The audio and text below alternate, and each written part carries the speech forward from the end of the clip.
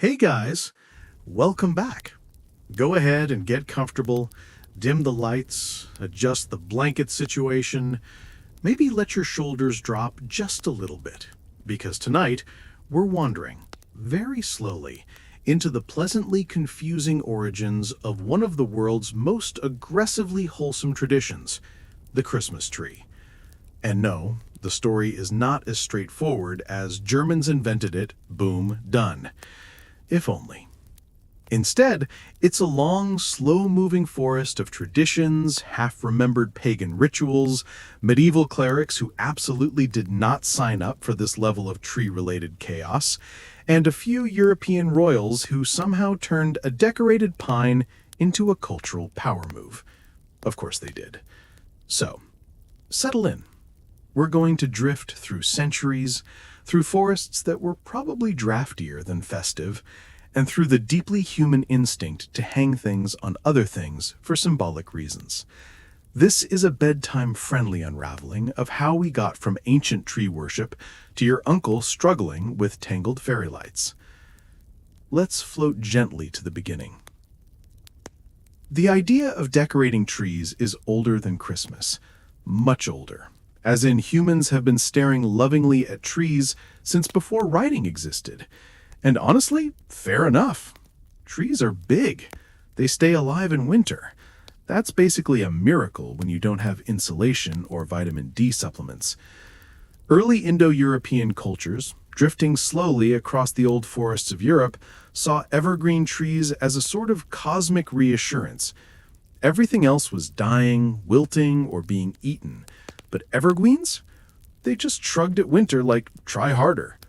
So, naturally, people assigned meanings. Eternal life, resilience, cosmic order. The usual ancient resume. But here's the thing. Nobody wrote down the exact moment someone decided, hey, let's hang things on this. So historians have to rely on the usual method. Piecing together fragments, speculating gently, and acknowledging that humans have always had a mild obsession with festive clutter. We know Celtic peoples revered trees because they literally named priests after them. Druids were deeply into oak symbolism, mistletoe, and general forest-based spirituality. But did they decorate trees for a winter celebration? Probably something like it. Were those decorations baubles, strings of popcorn, and cute metal stars from a wintercraft market? Absolutely not. More likely, they used things like fruits, carved wooden symbols, maybe animal bones if they were feeling dramatic. Imagine the aesthetic.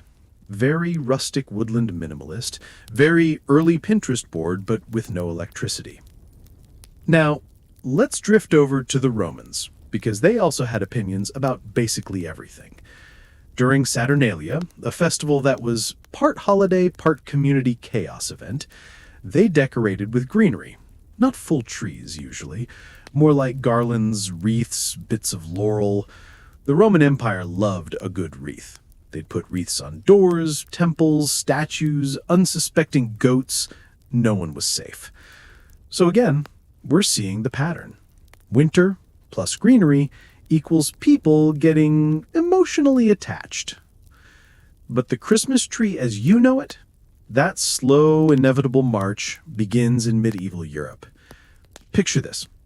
It's the 11th or 12th century, and most of Europe is extremely cold, extremely rural, and extremely into church plays. These plays, creatively titled mystery plays, were basically Bible stories performed in public squares by locals who had varying levels of acting talent. Some people were naturals, others definitely were not, but everyone showed up anyway. One popular play was about Adam and Eve, and since their whole storyline revolves around a tree, the performers needed a prop. But winter trees in Europe are incredibly naked. So what did they do? They used a fir tree. Evergreen, presentable, capable of being decorated with apples to represent the forbidden fruit. And thus, the paradise tree was born. This was not a Christmas tree in the modern sense, but it was absolutely a tree used in a Christian festival covered in symbolic objects. And because medieval Europeans were experts at turning one-off ideas into deeply entrenched traditions, families began making little versions of these trees in their homes, especially on December 24th, which they called Adam and Eve's Day. Because yes, they had feast days for everyone, including the world's most infamous fruit enthusiasts. These trees had apples, wafers, representing the Eucharist, and later, little sweets. It was basically a theological snack tree. Eventually, the church banned mystery plays entirely, probably because they got too rowdy or too heretical or too enthusiastic. Medieval sources are vague like that. But the trees? Oh, the trees stayed.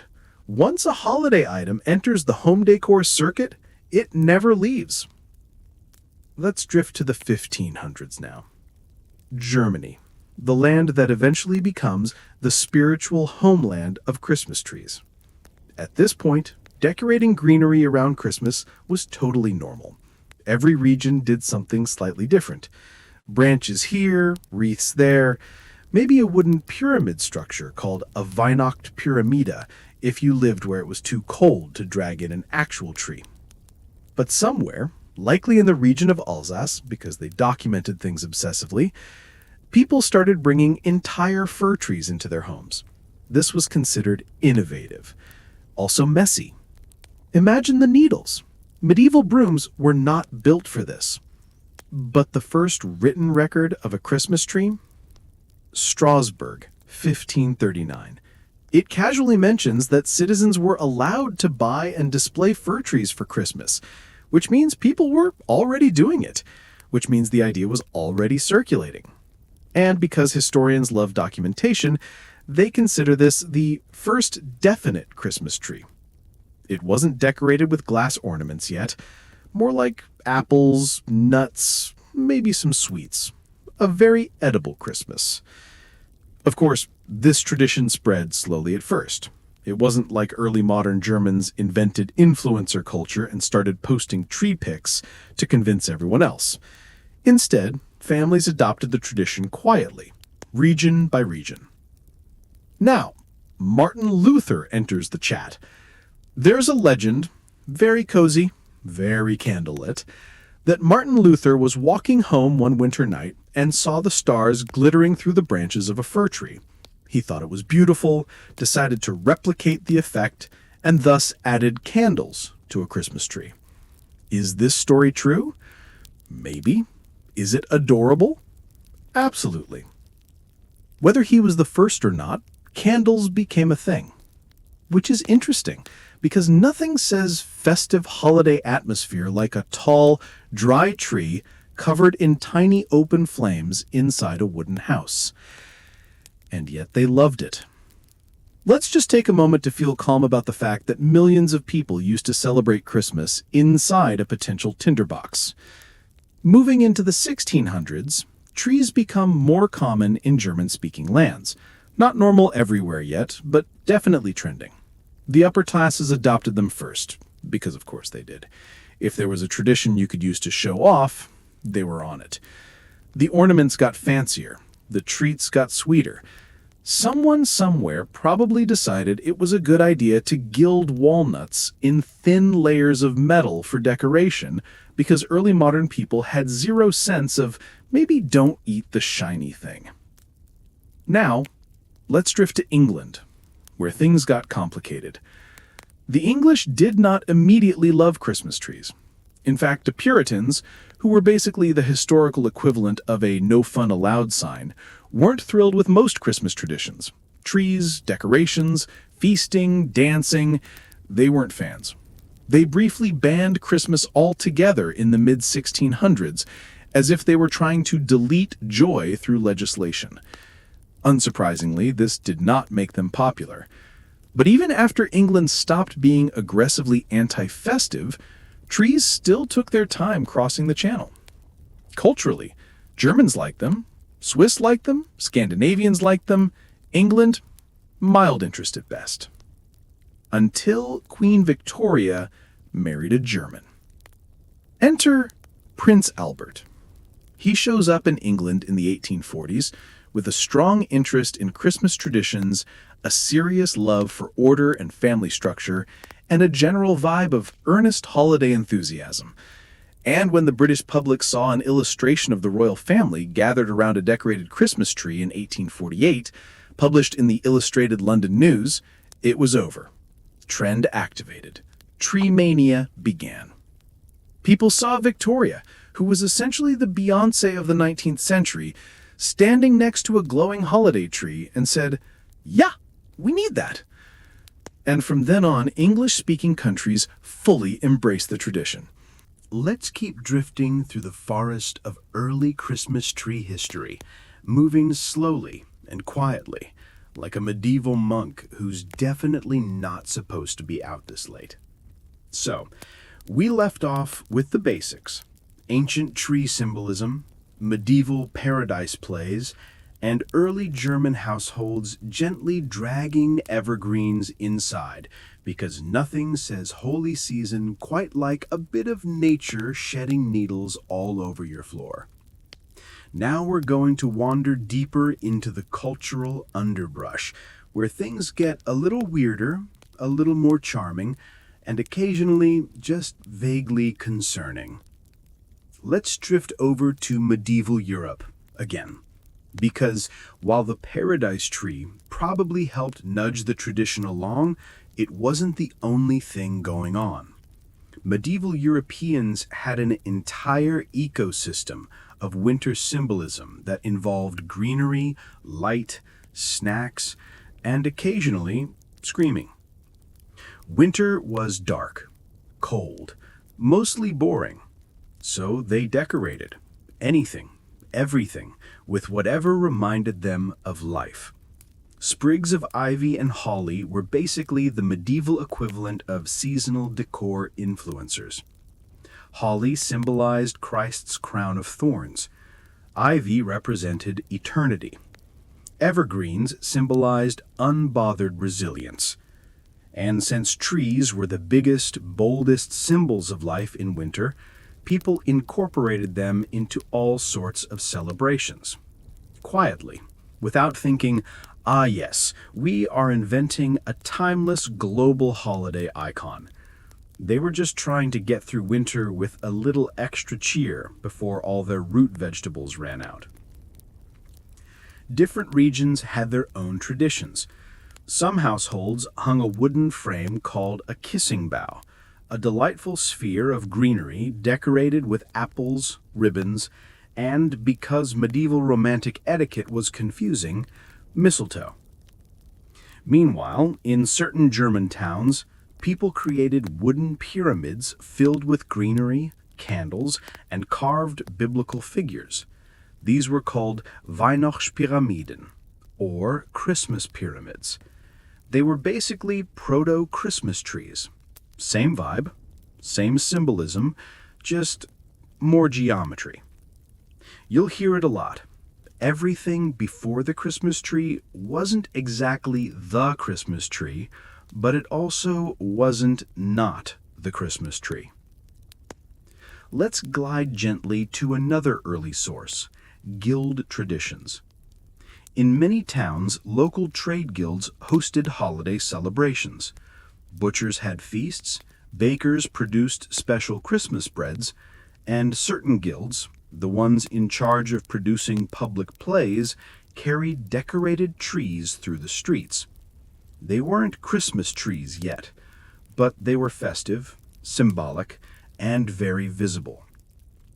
Imagine a parade of stern medieval carpenters hauling a decorated fir down a frozen town square while children stare at the apples dangling from its branches like, "Are those edible?"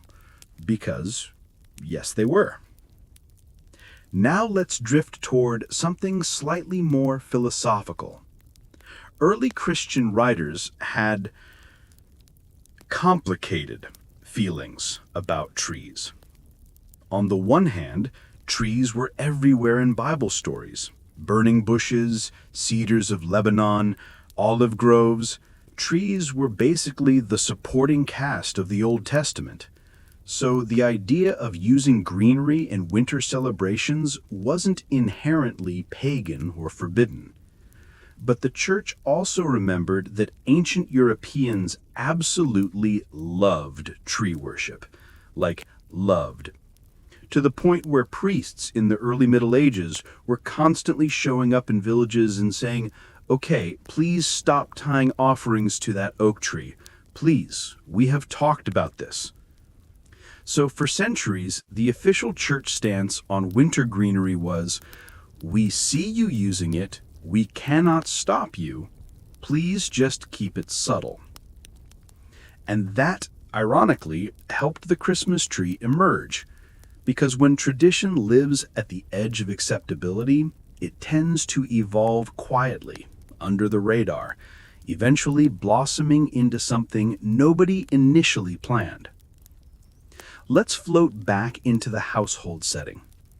By the 1500s, German homes started including something called the Paradiesbaum, a paradise tree replica during Christmas.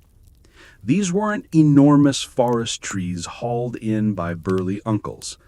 They were often small, manageable, and decorated with apples and wafers.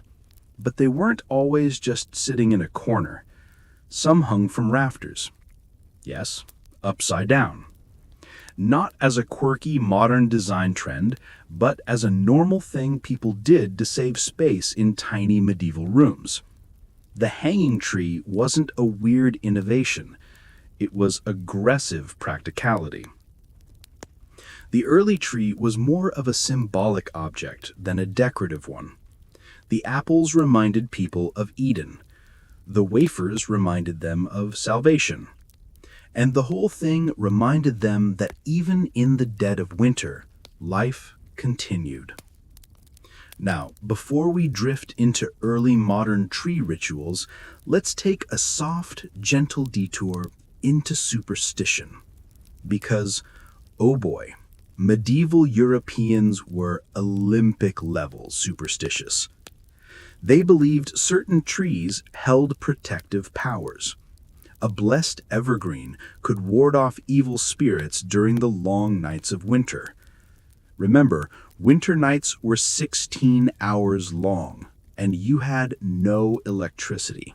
You had candlelight, creaking wood, wind howling like a distant banshee, and maybe one neighbor who swore he saw a demon in the barn last week. So, bringing a small evergreen into the house, that wasn't just festive, it was practical. Decorations also carried meaning. A red apple might symbolize health. A nut could represent prosperity. A small carved figure might discourage misfortune. Medieval decor wasn't aesthetic. It was a cultural survival kit disguised as craft time. Let's softly transition into the next century. Now we're in the 1600s and 1700s, the long, cozy stretch of early modern Europe where winter traditions blossomed in slow motion. Households in Germany, Switzerland, and parts of Austria were quietly developing what would become the Christmas tree. These early trees varied wildly. Some were big, floor to ceiling. Some were tiny, tabletop trees, maybe 2 feet tall. Some were branches, stuck into stands and decorated as budget trees for people who weren't about to haul a full conifer through town. Most trees had edible decorations: apples, nuts, sugared pastries, sometimes gingerbread. Imagine a tree where everything on it is basically a snack. Children loved this tradition. Adults tolerated it because eating your decorations was cheaper than buying new ones every year. Glass ornaments? Not yet. Those were coming later. But early trees had something arguably cooler: egg decorations. Yes, people would blow out eggs, paint them, and hang them on tree branches. Extremely fragile, spectacularly impractical, deeply European. Another charming early modern detail, tree stands were often wooden boards with toys arranged around them.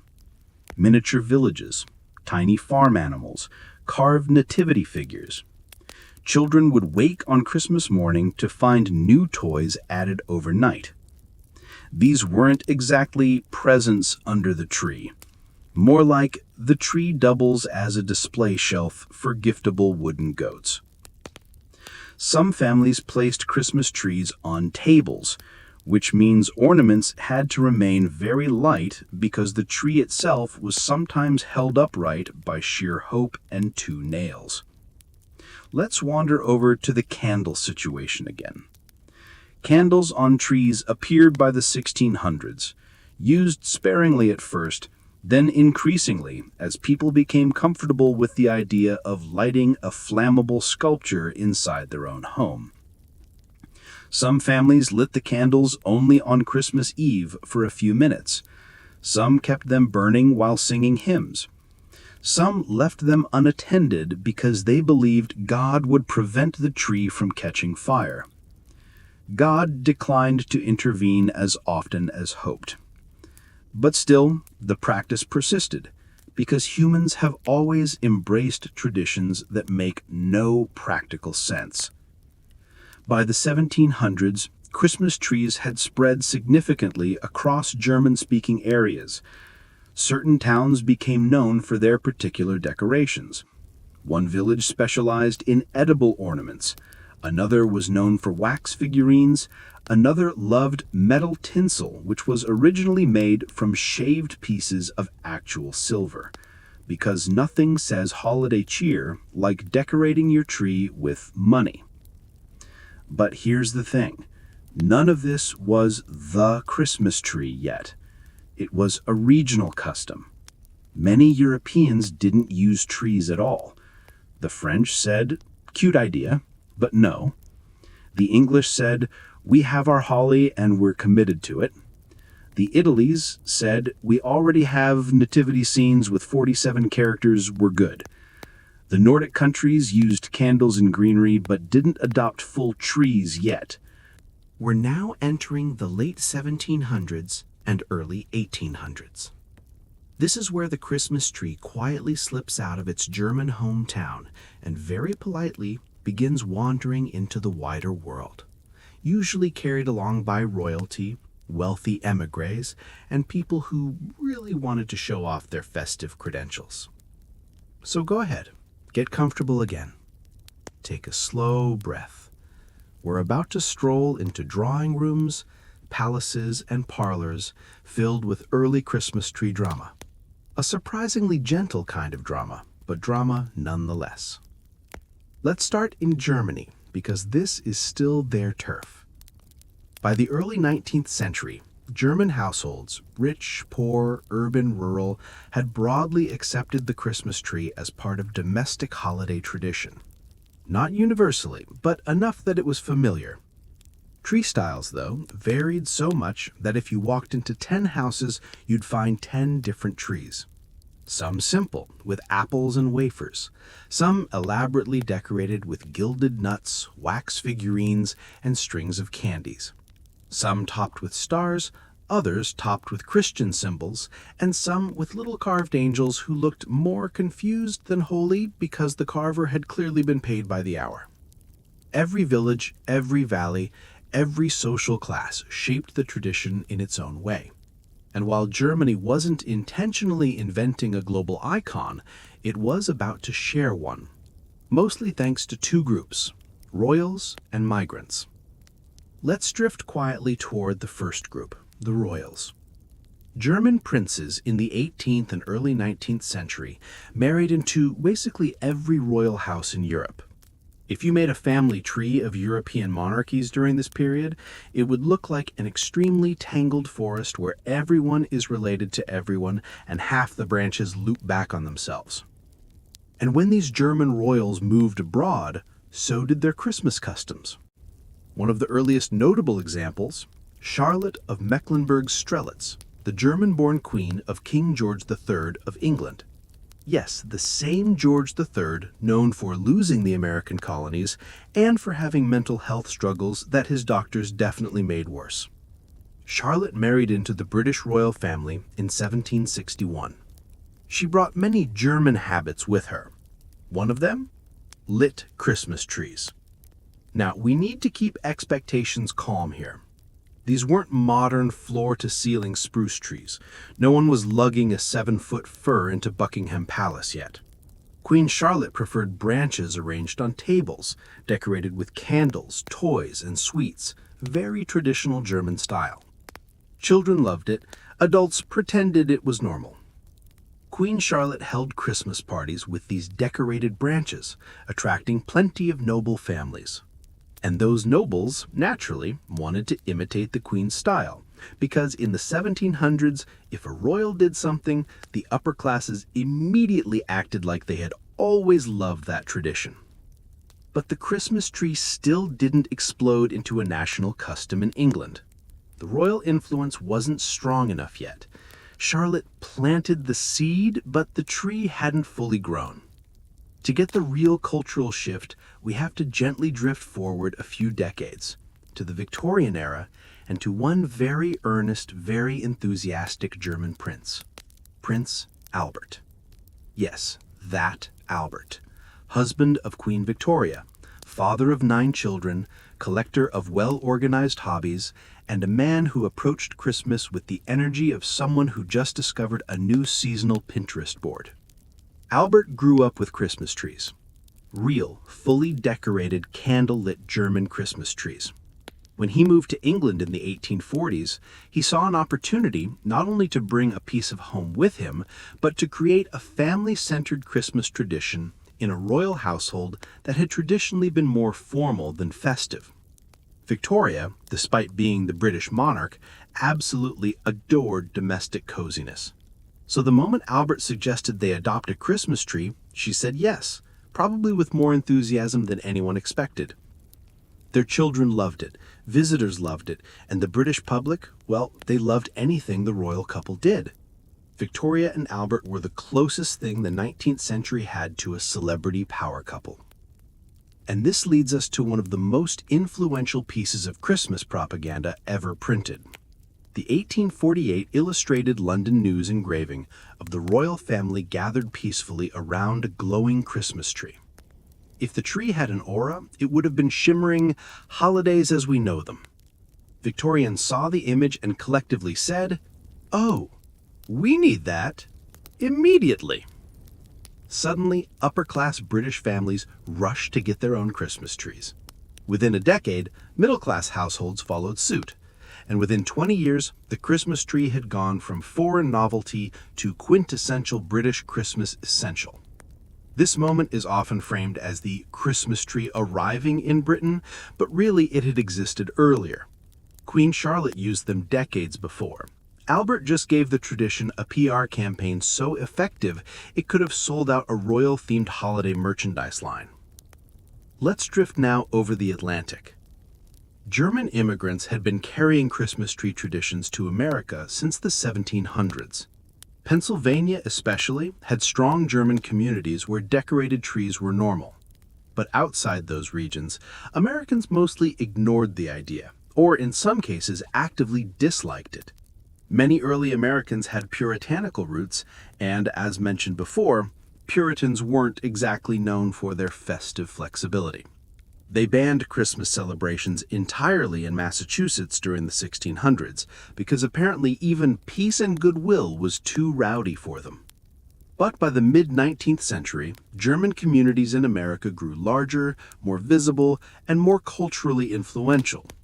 And just like in England, the Christmas tree eventually broke out of ethnic enclaves and into mainstream society. The turning point? Another illustration. In 1850, Godey's Ladybook, America's most influential women's magazine, published a version of the famous Victoria and Albert Christmas tree engraving. They even edited out Victoria's crown to make the family look more relatable, which is adorable and mildly dishonest. American readers saw the image of a cozy family gathered around a decorated tree and said, "Oh, yes, We need that too. And just like that, the Christmas tree became a national tradition.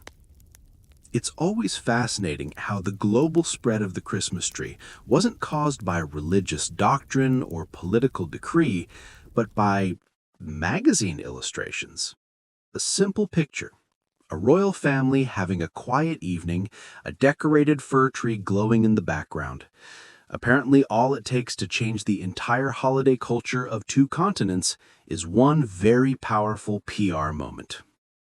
Now, let's float gently into the next phase of the story, the evolution of decorations. Earlier, we talked about edible ornaments, wax figurines, and gilded nuts.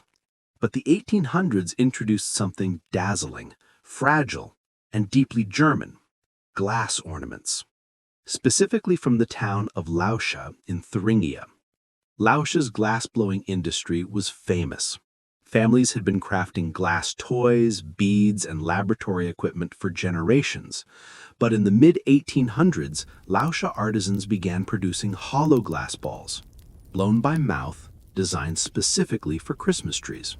They were delicate, elegant, and extremely reflective, which Victorian households loved because they were obsessed with shiny things.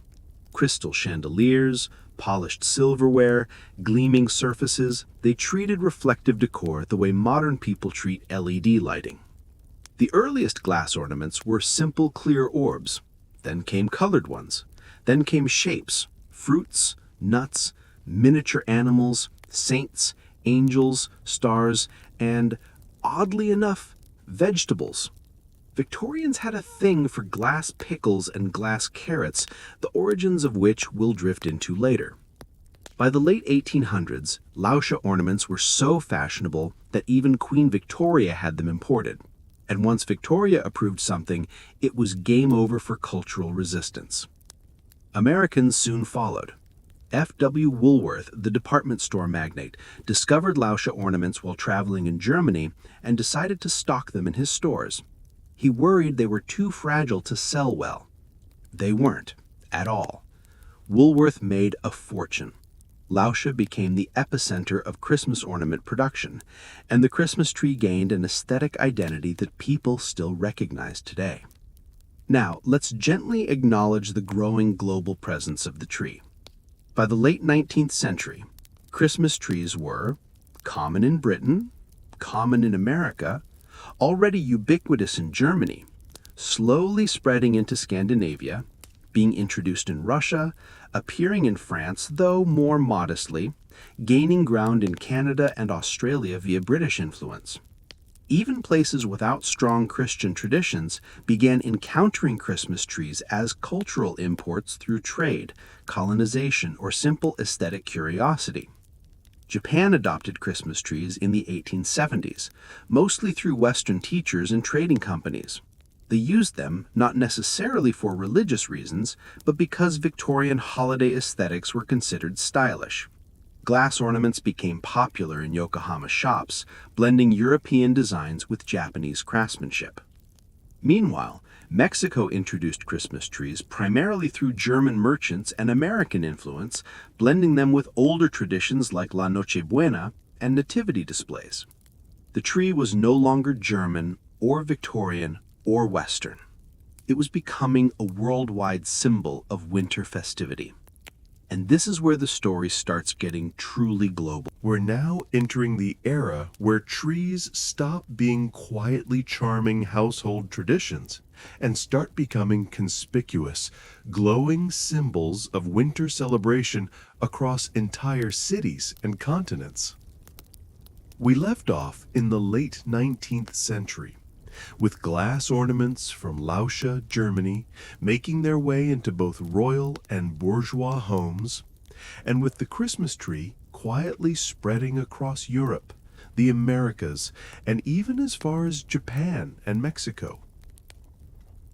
Now, let's float gently into the technological and cultural transformations that brought the Christmas tree into the modern age. By the 1880s, people were still lighting candles on their trees. Yes, candles. tiny flames balanced precariously on branches, a medieval tradition that somehow survived into Victorian England and America. Many families did this calmly, slowly, very carefully. Some were slightly more reckless. Some believed that if God had survived Adam and Eve eating an apple, surely he would preserve a candlelit tree from fire. But even so, accidents happened. Charred ornaments, singed stockings, small panics, nothing fatal, but enough to make early newspapers print tips like, "Place tree away from curtains," and "Never leave children unattended near the tree." Which seems obvious now, but back then it was cutting-edge advice. The next stage in tree evolution was artificial lighting. In 1882, Edward H. Johnson, a vice president at Edison Electric Light Company, built the first known electrically lit Christmas tree. He used 40 small red, white, and blue bulbs wired together. Johnson displayed the tree in his New York City apartment window. It was mesmerizing. A softly glowing tree, safe from flames, a perfect blend of festive cheer and technological novelty. And naturally, everyone who saw it wanted one. Slowly, electrically lit trees began to appear in department stores, office buildings, and eventually in homes, though initially only the wealthiest could afford them. Let's float back a little and consider what else was happening culturally. Department stores were booming in the late 19th and early 20th centuries, and retailers quickly realized if people love to look at a beautiful tree, they'll buy the ornaments, the lights, the artificial snow, and probably the tiny glass figurines shaped like every fruit imaginable. So the Christmas tree became not just a tradition, but a commercial spectacle. Store displays became increasingly elaborate. By the 1920s and 30s, it was common to see massive, multi-story trees in urban centers. Ornaments, tinsel, lights, sometimes entire toy scenes were arranged around a base. City children would flock to see these trees, and families would walk past them while carrying parcels, sipping cocoa, and inhaling the faint scent of pine. Even in bustling cities, the tree became a quiet, comforting anchor of the season. Meanwhile, families at home were still experimenting. Tinsel had been invented in Germany around the early 1600s, originally from real silver. By the 19th century, it was mass-produced using aluminum, and households gleefully draped shimmering strands over their trees. A subtle, glinting snow effect was now easy to achieve. Garlands of popcorn and cranberries became popular in the United States. Children loved stringing them together, often eating half of the popcorn along the way. Early modern safety concerns about flammable trees didn't stop creative or slightly chaotic home decorating. And then there were the ornaments.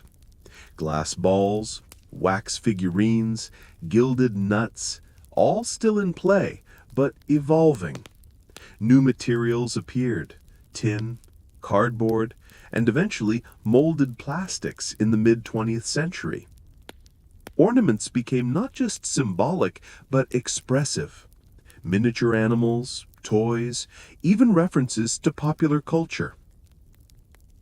By the early 20th century, the Christmas tree had transformed into a global symbol. From Germany to England to the United States, and eventually around the world, the tree embodied festive cheer, family togetherness, decorative creativity, a sense of wonder that works on everyone, young or old. And yet, underneath the glitter, the ornaments, and the electric lights, the tree remained fundamentally the same object it had been in medieval Germany. A tall, green reminder of life enduring through winter. Let's float for a moment on the symbolism. No matter the century, the Christmas tree has always had multiple layers of meaning. Life and resilience. It survives winter, green and steadfast. Hope and salvation. Its evergreen needles echo the eternal nature of spiritual life. Domestic comfort.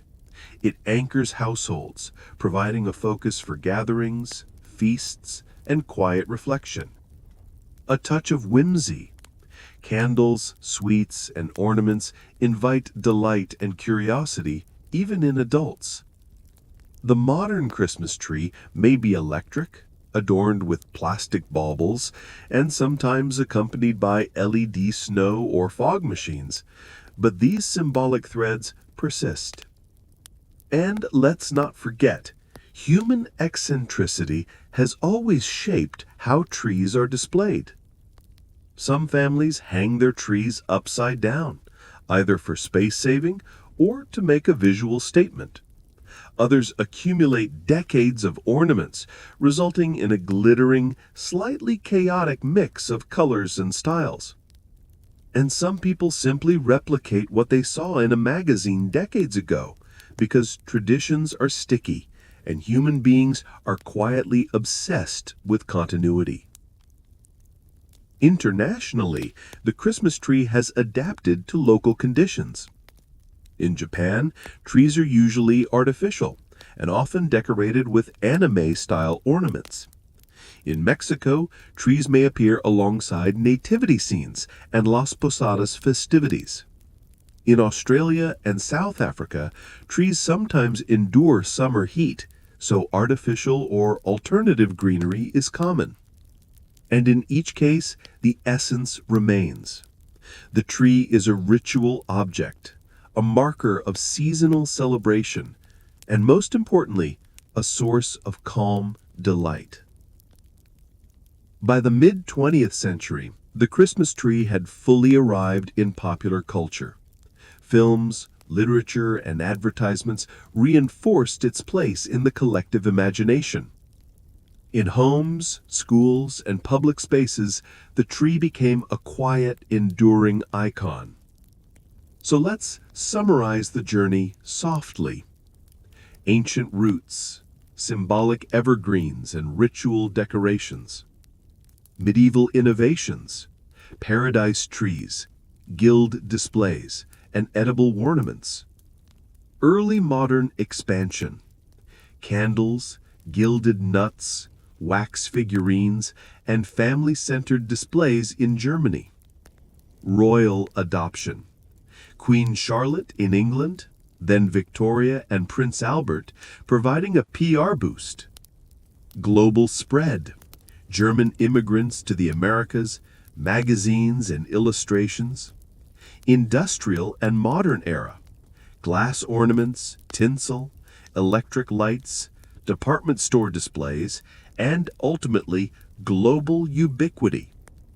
Throughout it all, the Christmas tree evolved quietly, gradually, and sometimes precariously, balancing candles, ornaments, and human eccentricity, all while remaining a comforting symbol of life, continuity, and winter's quiet magic. And as you drift here, listening, consider this. The next time you see a decorated tree, whether glittering in a city square or quietly glowing in a living room, it carries centuries of human imagination, superstition, craftsmanship, and gentle ritual.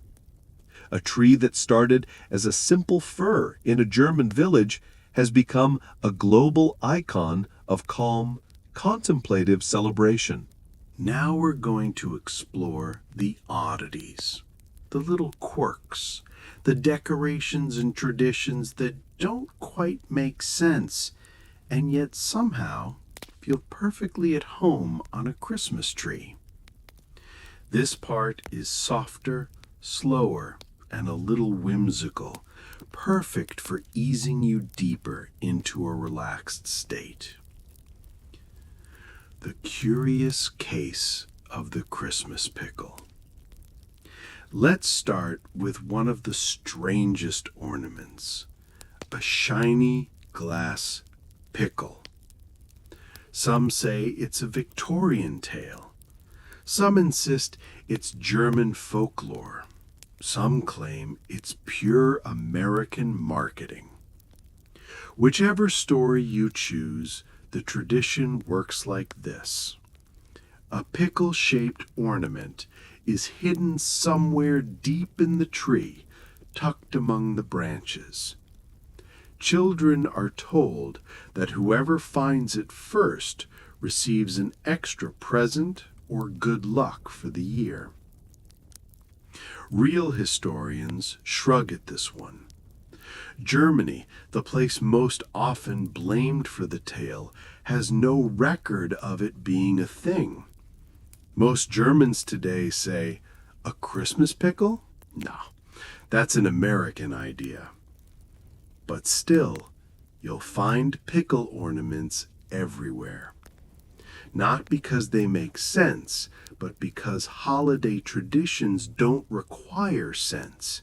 They require charm. Spiders and webs of good fortune. In Ukraine and parts of Eastern Europe, many trees are decorated with delicate silver spiders and spun glass webs. This comes from a folk tale about a poor widow who couldn't afford decorations. During the night, while she slept, kind spiders spun beautiful webs all over the tree. When morning light hit them, they shimmered like tinsel. Ever since, spider ornaments have symbolized luck, protection, and quiet blessings. Another reminder that Christmas is full of tiny myths that survive simply because they're comforting. Candied fruit, pretzels, and gingerbread men. Before glass ornaments, trees were covered in things that could be eaten.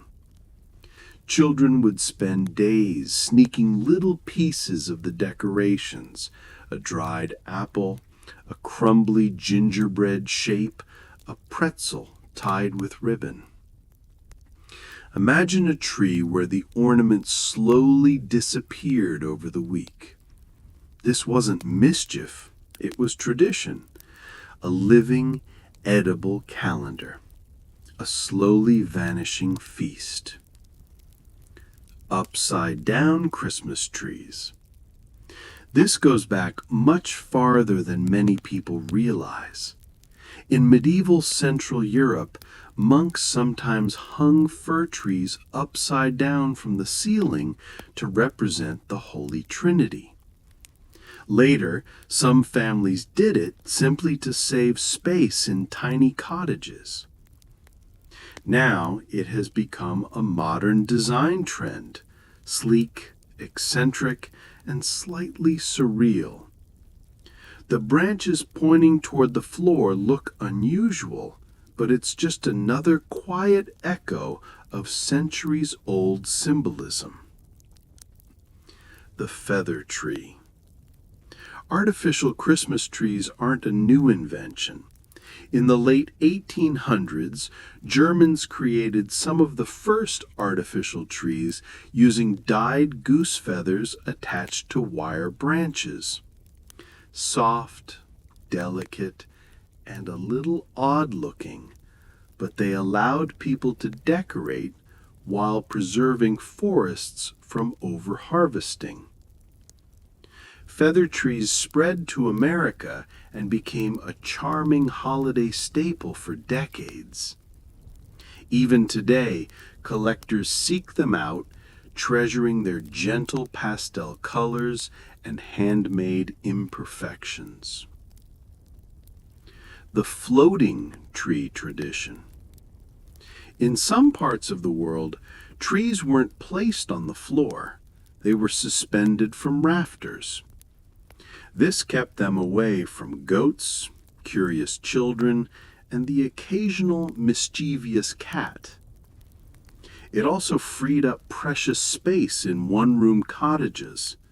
The result? A gently dangling, slowly turning tree that moved with every breeze. A mobile of evergreen, shimmering ornaments and candlelight. Quite hypnotic to imagine, really. The candle clip ritual. Before electric lights, families often had only a few candles to place on the tree. Lighting them was a ritual, slow, reverent, brief. Someone always kept a bucket of water or sand close by. The candles turned the tree into a glowing symbol of winter magic for just a few minutes. A fleeting moment of warm light before the candles were blown out and the house returned to its safer, quieter dimness. In many ways, this may have been the most magical form the Christmas tree ever took. The tradition of the tree topper. Stars, angels, finials shaped like delicate glass flames, each had meaning. The star honored the Star of Bethlehem. The angel honored the messengers of Christmas lore. And some households simply placed whatever object felt meaningful on top. There were stories of turnip tops, carved wooden figures, tin toys, and even improvised toppers made from leftover bits of wrapping paper. The point wasn't uniformity, it was personalization. A tiny piece of identity crowning the household tree. Straw ornaments in Scandinavia. In Norway, Sweden, and Finland, ornaments made from simple wheat straw are common. Stars, hearts, horses, and spirals, tied with red thread.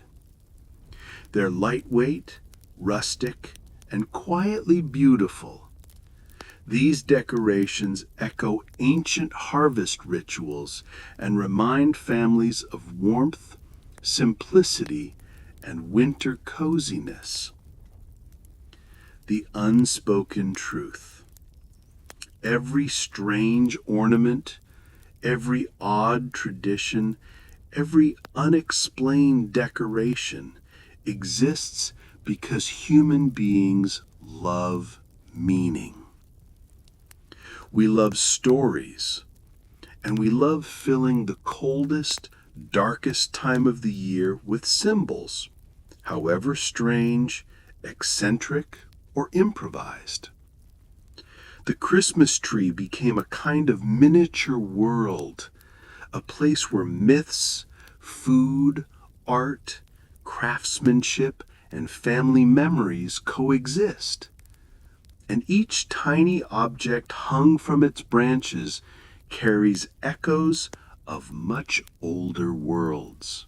Now we're going to float slowly into the era when the Christmas tree softened into something familiar, the gentle icon of winter comfort we know today. This part is about feeling more than events. The slow cultural blending that turned a once regional custom into a worldwide symbol of coziness, reflection, and the gentle winding down of a year. Nothing dramatic, nothing explosive, just a long, quiet spread of twinkling lights and evergreen scent across continents. Settle in. Get comfortable. Let's drift. From custom to cultural migration. When German immigrants carried the Christmas tree to Britain, and later to North America, they didn't trumpet it as a grand tradition. It was just something they did at home, a comfort item, a familiar scent in a strange new place. Most people at the time didn't see it as a symbol. It was simply a tree in a parlor, decorated with whatever was around: bits of metal, scraps of paper, cookies, dyed strings, little trinkets. But culture spreads quietly like that. Someone sees something charming in the window of a neighbor. A child visits a friend's house and comes home asking why their own living room doesn't sparkle like that. One family tries it out just to see and doesn't stop. A local newspaper mentions it. A traveling merchant starts selling ornaments. Nothing loud, just a slow ripple. And before long, the Christmas tree wasn't foreign anymore. It was something warm, something domestic, something that felt like it should have been there all along. The tree as a memory machine. By the early 20th century, the Christmas tree had become more than a decoration. It had become a kind of memory anchor. Families saved ornaments from year to year. They began telling stories about them. This one was from your great-grandfather. This one is from the year your sister was born. This one we found on that snowy trip to the mountains. Very slowly, the tree became layered. A vertical timeline made of glass, paper, ribbons, photos, and odd little keepsakes. Each ornament represented a tiny preserved moment, a trip, a celebration, a joke, a disappointment turned funny over time. That's when the Christmas tree transitioned from being a cultural import to a personal ritual, something uniquely shaped by each household's tiny universe. The rise of gentle modernity. When electric lights were invented, they changed everything. Suddenly, you could have that warm candlelit glow without also having the anxiety of open flames perched on dry needles. People relaxed. Evening routines became calmer. Children could safely sit near the tree, gazing at lights that didn't burn out after 5 minutes. The tree became a sort of nighttime companion, a beacon of peaceful monotony during long winter evenings. A domestic fireplace for the people who didn't have fireplaces. Quiet nights became quieter. Families would sit in silence, listening to wind outside the window and watching the tree's tiny lights reflect off ornaments. It was stillness made visible. Then Hollywood got involved. Of course it did. Movie directors realized something. The Christmas tree photographs beautifully. It glows. It softens backgrounds. It frames characters in warm light. It creates instant emotional cues: nostalgia, sentimentality, quiet joy, or mild melancholy. So through the 1940s, 50s, and beyond, the tree appeared again and again in movies, not as the plot, but as atmosphere. If a scene needed warmth, you add a tree in the corner. If a character needed a moment of reflection, you place them near a tree with its lights gently blinking. If a movie needed a sense of tradition, one slow pan across a decorated tree did more work than 2 pages of dialogue. And little by little, the on-screen tree became a cultural shorthand for winter comfort, a visual lullaby, a soft-focus memory of childhood, even for people who didn't celebrate Christmas at all. Books and illustrations spread the mood. Literature, too, played its part. Illustrators drew trees glowing with candlelight. Writers described them with phrases like, "the quiet sentinel of the winter parlor," or "the evergreen heart of the home."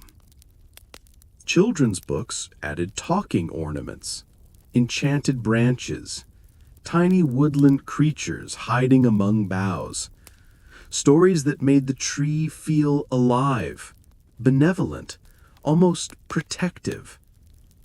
By then, the tree wasn't merely a religious or cultural symbol. It had evolved into a character, a comforting presence, something that watched over the quiet evenings of December.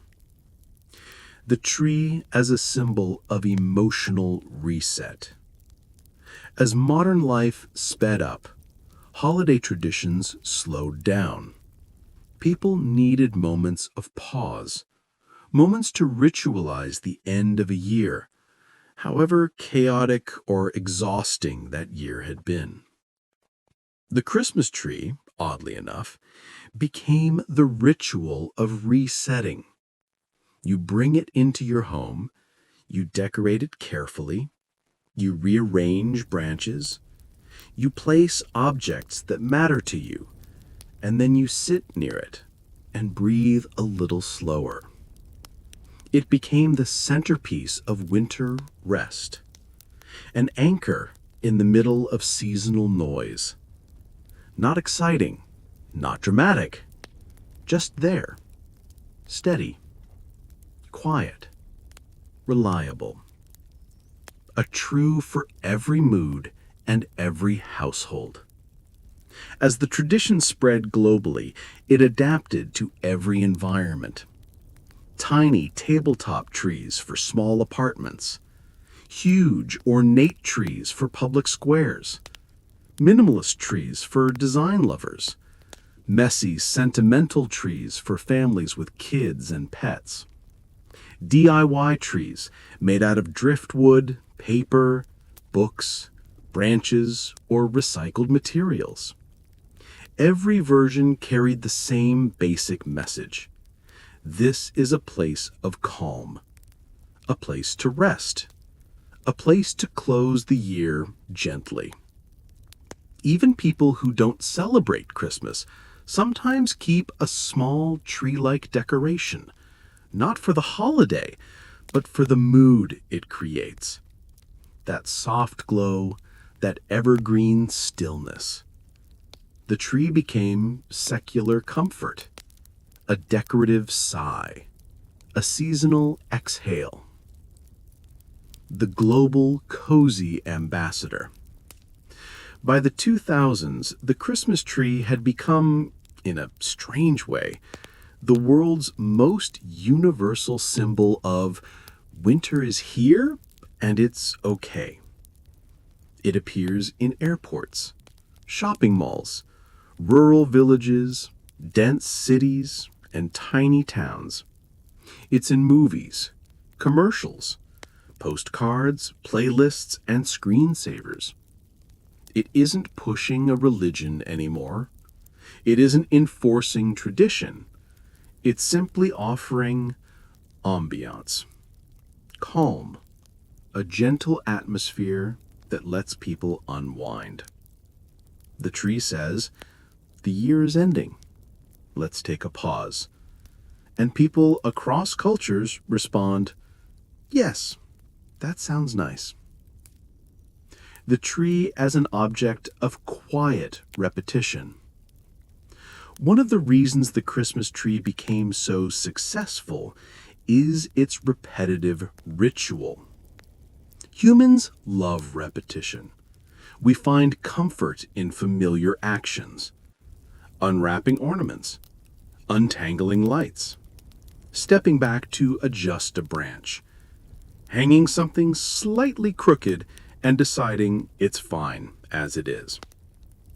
These slow, familiar acts create a rhythm, a gentle, meditative rhythm, a way to slow the mind without forcing it. It's the same reason people knit, bake, garden, or rearrange shelves. Ritual, repetition, quiet absorption.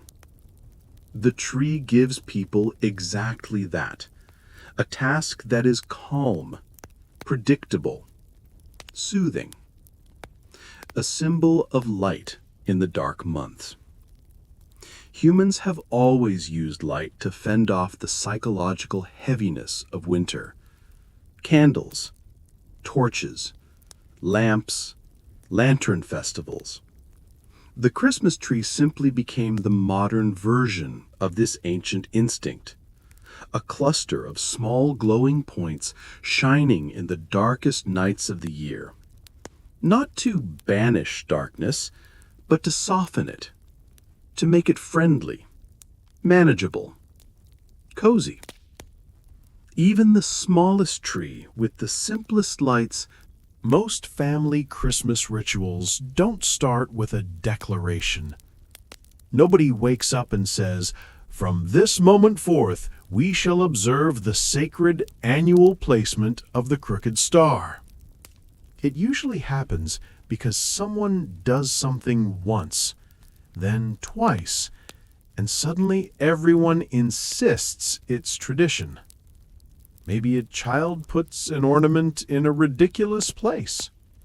Maybe the tree topper keeps tilting because the branch won't cooperate.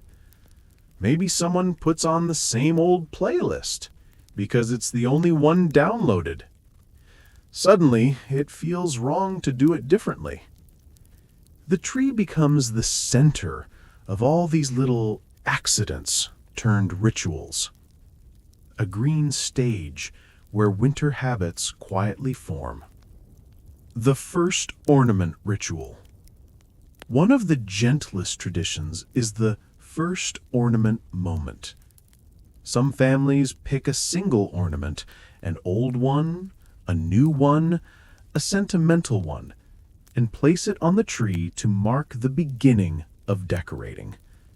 There's no fanfare, no ceremony, just someone saying, "All right, here we go," and placing that first piece of color onto the branches. That moment is oddly grounding. It marks the soft shift into a different season, a slower pace, a time of reflection. It's like flipping the switch on the emotional tone of winter. The "these go in the back" box. Every household eventually gathers a small assortment of ornaments that are less beloved. Maybe they're chipped. Maybe they're ugly in a charming way. Maybe they're the product of an overly ambitious kindergarten art project involving too much glue. Trees need these ornaments because they fill spaces, balance branches, and remind people that perfection is not required. So there's always a box labeled something like miscellaneous or extras, which is really code for "these go in the back." Even these ornaments, tucked away near the wall, become part of the annual ritual. They get their moment, quietly doing their job where no one sees them. A tradition of humble decoration, useful, forgotten, and still cherished in their own minimal way. The slow evening of decorating the tree.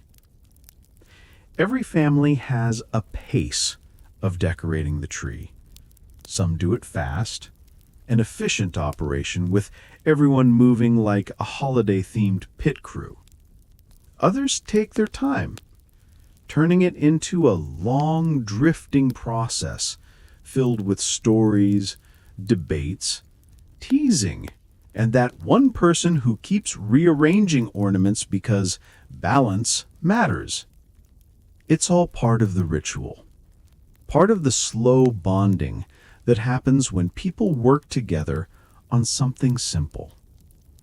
The tree becomes the gentle mediator of all these interactions, standing quietly as people negotiate branches, share memories, and discuss whether silver or gold works better this year. The annual light debates.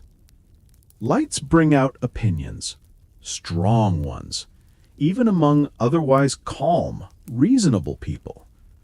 White lights are colored lights, blinking or steady, wrapped tightly or draped loosely, one strand or 10. People debate these things with the calm intensity of scholars, even though everyone knows the outcome doesn't matter. The tree will look nice regardless. But the debate itself is the tradition, the friendly disagreement that repeats every year, anchoring the season like a familiar script. It's not really about lights. It's about the continuity of conversation, a ritual of winter dialogue, the perfect spot search. Finding the right location for the tree becomes a yearly puzzle. Do we put it by the window, next to the fireplace, in the corner where the heating vent is not blowing directly on it? Each household eventually develops a system, a mental map that says, this spot feels right, even if no one can quite explain why. Over time, that corner becomes the tree corner, a place that sits empty all year until December arrives, like a stage waiting for its lead performer. The soft glow that changes the room. Once the lights are on, everything shifts. Rooms that normally looked ordinary suddenly feel gentler. Corners look softer. Shadows calm down. Colors mute into peaceful tones. The tree becomes a quiet presence, a silent guest in the household, a companion for long winter evenings. People sit near it without thinking, read near it, sip something warm near it, doze off near it. The glow of the tree becomes part of the winter rhythm, a slow pulse of comfort. The story of that one ornament. Every tree has one ornament that carries an entire story. Maybe it's a delicate glass piece that someone almost broke once. Maybe it's an old handmade ornament from a relative who's gone. Maybe it's something cheap and silly that became beloved simply by surviving. These ornaments get mentioned every year. Oh, look, it's this one again. I remember when you made that. Didn't your grandfather give us this? This was the year we moved. And the tree becomes a memory keeper. Not through grand events, but through tiny objects that carry echoes of years past. The quiet tradition of sitting with the tree. One of the soothing rituals is simply doing nothing. Just sitting near the tree at night, lights glowing softly, the rest of the house dim, no distractions. Some people don't even realize they do this every year, but it becomes a habitual pause, a time of reflection, calm, and unspoken gratitude. Winter is long, and the end of the year can be emotionally heavy. The tree offers a place to rest mentally, to slow thoughts, to breathe.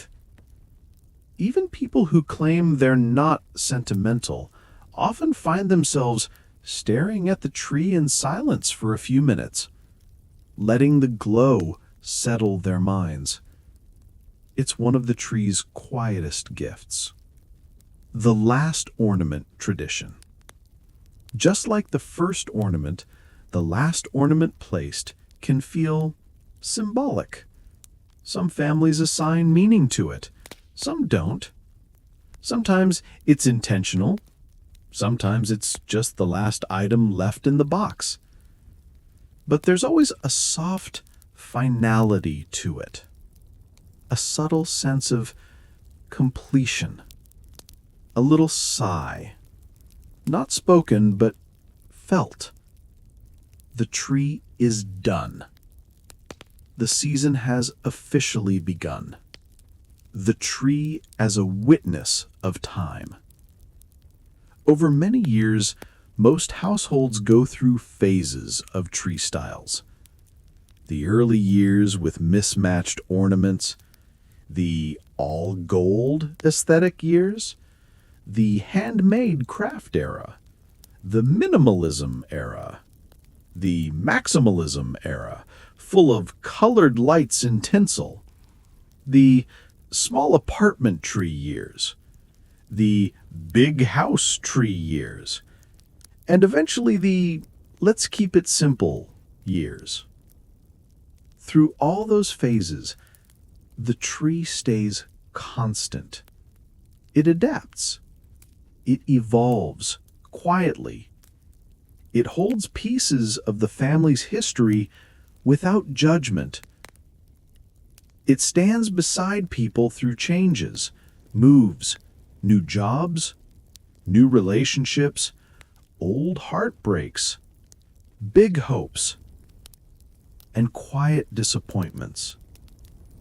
The tree doesn't care about any of that, but it becomes the backdrop for all of it. A yearly snapshot of life at that moment. The soft ending ritual, taking the tree down. Taking the tree down is never as joyful as putting it up, but it's gentle in its own way. Ornaments return to boxes, lights get wrapped carefully or tangled and shoved, depending on the household. The tree leaves a faint circle of needles on the floor, like a tiny footprint. The house feels a bit emptier afterwards, a little too spacious, a little too quiet. But that too becomes part of the ritual, a soft farewell to the season, a closing of the year's emotional chapter.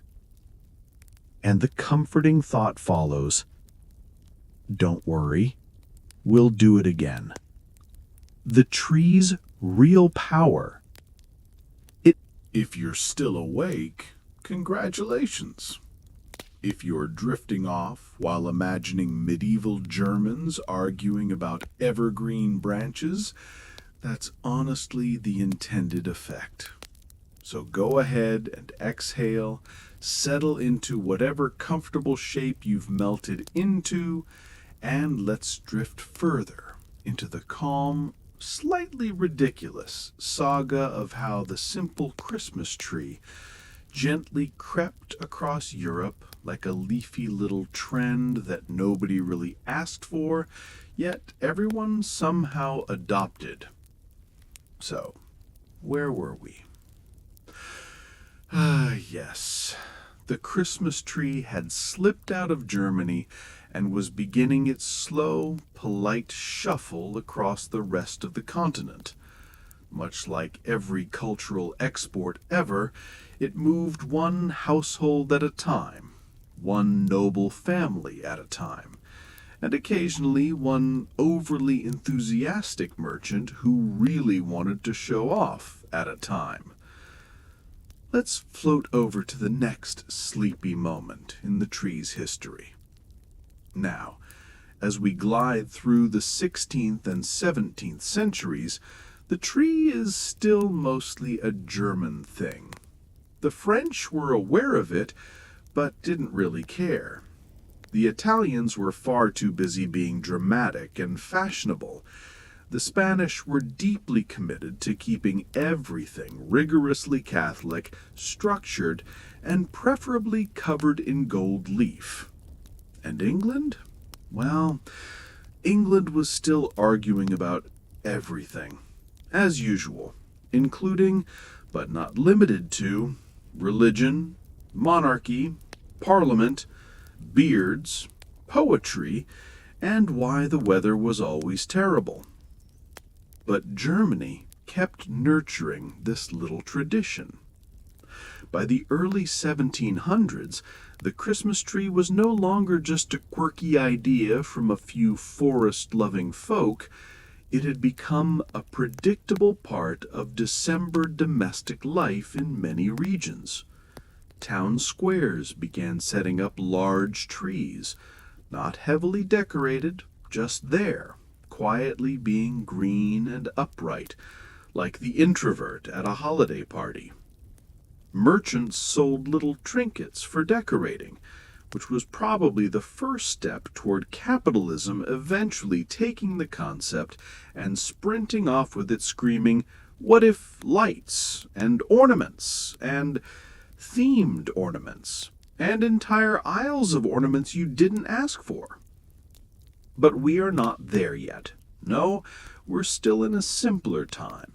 A time when a small family might walk into the snowy woods, find a moderately shaped spruce, and think, yes, this one will do. It has branches. Back then, a tree's aesthetic value was not measured in perfect symmetry, or how well it matched the color scheme of the living room. Mostly it was judged on how easily it could be dragged home without causing a marital argument. Let's drift a little further into the 18th century.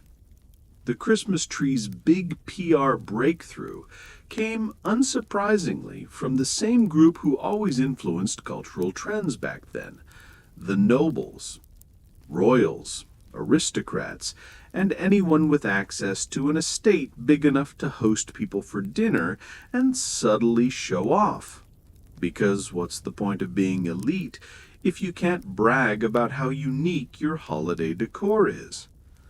And so wealthy German families began inviting guests over and casually pointing out their festive little indoor tree. Just leaving it in the corner where it screamed, "Look at me. I am festive. I am fragrant. I am very difficult to ignore." People noticed. And because humans are humans, they copied it. But if there was one person who would eventually become the unwitting poster child for the Christmas tree, it was someone far from Germany. Someone who wasn't even alive in the 1700s.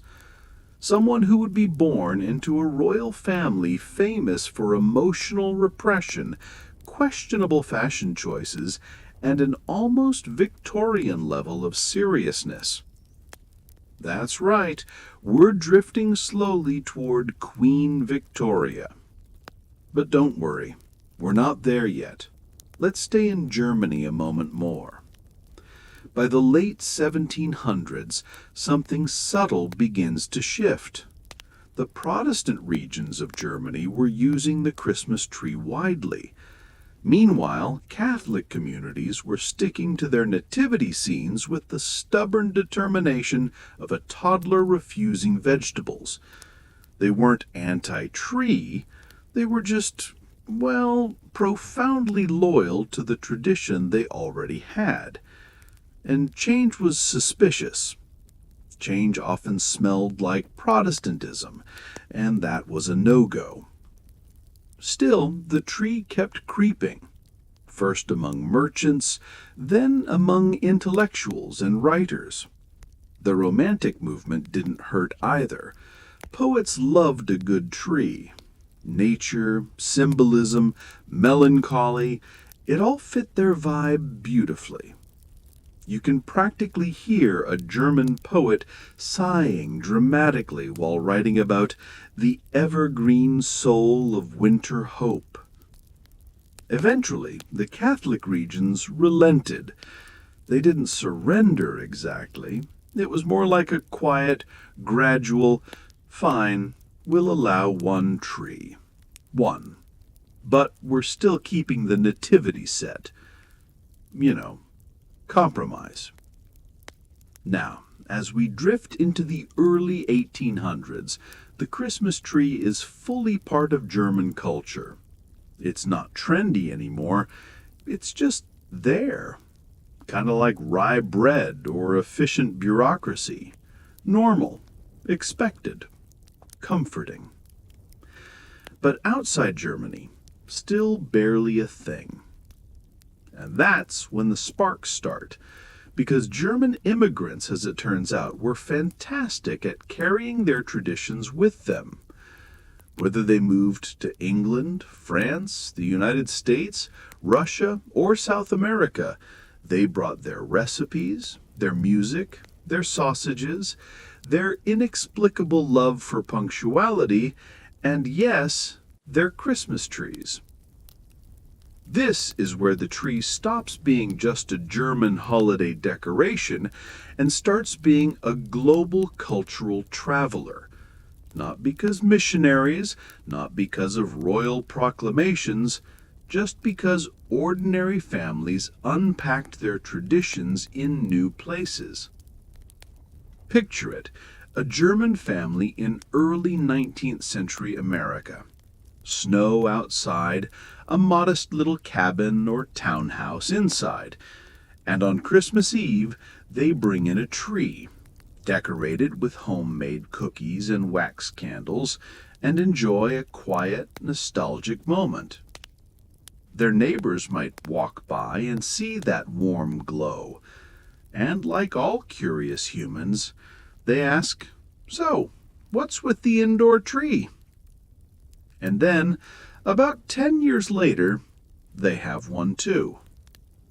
It's the slow, gentle spread of a simple idea. Now, before we finally drift into the Victorian era, let's pause and look at a specific man whose presence in this story is both essential and mildly amusing. Prince Albert. Yes, Queen Victoria's husband, the man known for being intelligent, organized, and somehow both admired and overshadowed by his own wife at the same time. Albert was German, and he brought his childhood traditions with him, including the Christmas tree. But here's the twist. Germany had already spread the tree to England before Albert arrived. It just wasn't widespread yet. A few scattered noble families, usually with German connections, quietly kept the custom alive.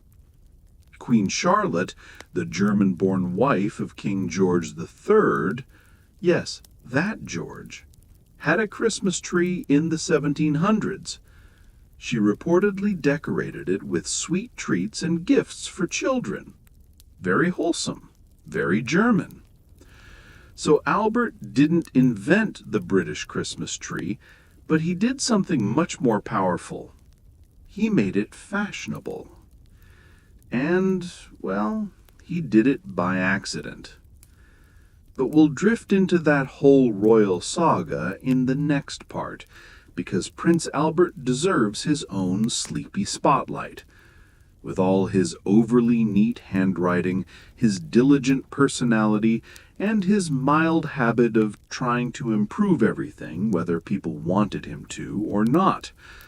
So for now, settle deeper into your blanket, let your thoughts float like a pine needle in slow motion, and rest in the knowledge that we are finally closing in on the moment when a single Christmas tree would appear in a magazine illustration and instantly become the most overhyped holiday symbol of the century.